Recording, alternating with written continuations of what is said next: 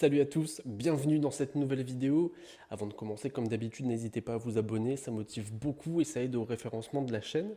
Le joueur dont je vais vous parler aujourd'hui me tient beaucoup à cœur parce qu'il a un parcours un peu banal qui aurait pu se terminer par une fin de carrière banale comme celle de milliers de joueurs dans le monde du football professionnel. Mais à 27 ans, lui, il ne s'est pas laissé cette option et comme il le dit lui-même, sa carrière commence maintenant. Vous êtes prêts? On y va.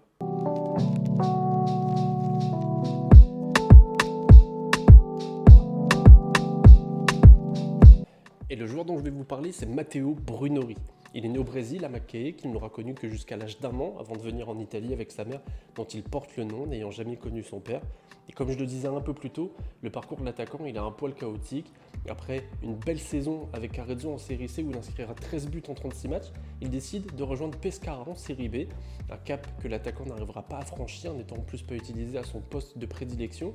Un enchaînement de déboires sportives avec, par exemple, en 2016, lorsqu'il signe à Messine sous l'impulsion de son ancien coach Valerio Bertotto, un coach qui sera limogé un mois après son arrivée. L'attaquant verra alors son contrat résilié et il sera contraint à un retour un peu prématuré à la maison, ce qui n'était pas prévu à la base.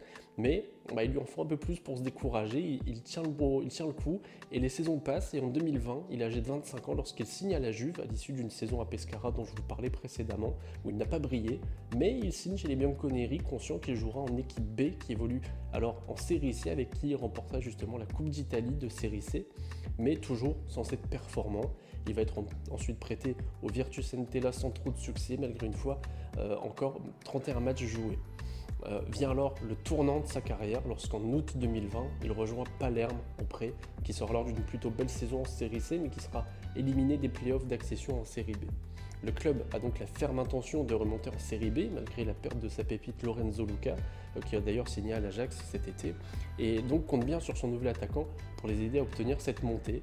Une arrivée un peu dans la différence générale pour des supporters qui craignent un peu de voir un nouvel attaquant pas très efficace arriver, un profil qu'ils comportent déjà dans leur rang, et les stats de Brunori ne parlent pas forcément pour lui, et le moins qu'on puisse dire, c'est qu'il ne va pas décevoir, il va s'imposer au fil des matchs, bien aidé par Silvio Baldini et sa gestion du collectif qui a permis aussi à cet effectif de réaliser de telles performances cette saison.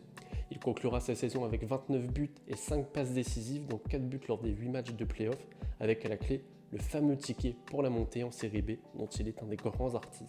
En ce qui concerne le terrain, Matteo Brunori est un attaquant dominant dans la surface où il touche beaucoup de ballons. Il est d'ailleurs le joueur en ayant touché le plus la saison passée. Il a montré aussi une capacité technique assez intéressante. C'est un droitier, à l'aise avec son pied gauche. Il fait preuve d'un excellent placement offensif, comme vous allez pouvoir voir sur quelques extraits vidéo. Et il sait prendre l'avantage sur ses défenseurs directs lors des duels. En plus de ça, il a montré de belles choses sur ses premières touches de balle et contrôles sur de longs ballons en profondeur par exemple. Pour ce qui concerne son avenir, il se dessine tout simplement du côté de Palerme où il a conquis le cœur des supporters avec qui il a signé pour les 4 prochaines années. Il y a de ça quelques jours, quelques semaines au moment où j'enregistre la vidéo. Il va donc connaître de nouveau la Série B qui l'a toujours mis en échec jusqu'à maintenant, mais dans un club qui l'a relancé et chez qui il a retrouvé une certaine confiance, lui qui déclare même que sa carrière a véritablement commencé à Palerme à l'âge de 27 ans. J'ai bon espoir qu'il parvienne à franchir ce cap personnellement et qu'il aide à aider au mieux ce club mythique à retrouver les sommets. C'est la fin de la vidéo. Comme d'habitude, n'hésitez pas à liker, à commenter. Dites-moi dans les commentaires si vous pensez que Brunori va réussir à passer ce cap de la Série B. N'hésitez pas à vous abonner. En attendant, je vous dis à bientôt pour une nouvelle vidéo.